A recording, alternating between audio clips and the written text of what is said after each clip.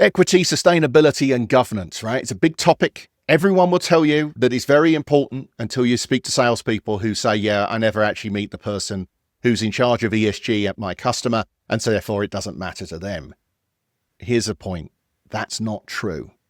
Pretty much in the B2B space, certainly, pretty much every large organization, even mid-size organization, will now have some sort of ESG strategy. And it's not just about how much recycled plastic is in your device. It's about all sorts of other things as well.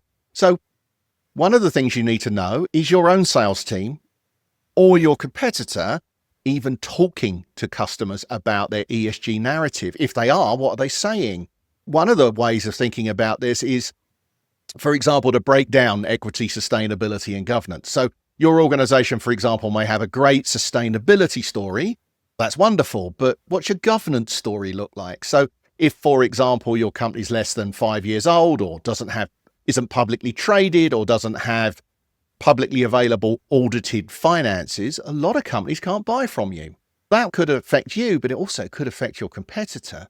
So one of the lovely things about ESG is if you get it right and you tell the right story to the right people in your customer, you can exclude your competition before you even get to product. Now, isn't that wonderful? But here's the downside. What if they do the same thing to you? Now what? If you go out there and you say, I'm going to sell to Fortune 500s, but I'm 3 years old with no audited finances, maybe you can get in under the door. You can sneak in, you can do a few proof of concepts, you can grow from there. You will end up with an ally within your customer, and therefore you could get in. But if I'm competing with you and that's your model, I'm going to go and find the ESG people before I even speak to, let's say in our industry, the IT department, and I'm going to close that business down before you even get in the door. Now, again, just like all these other things we've talked about, if you don't know what your competitor's ESG story is, then how are you meant to compete against it? Now, one of the things that's a bit of a problem with ESG is every company that I've ever come across produces an ESG report, and they are enormously long.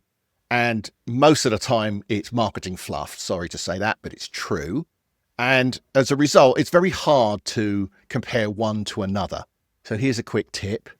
Use your favorite AI of choice, whichever one that is.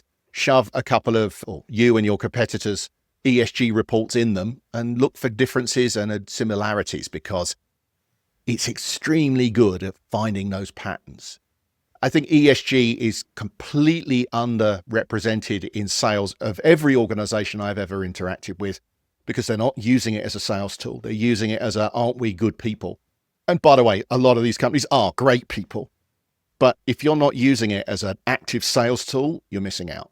And if you don't understand how your competitor is using it, you're in major risk situation.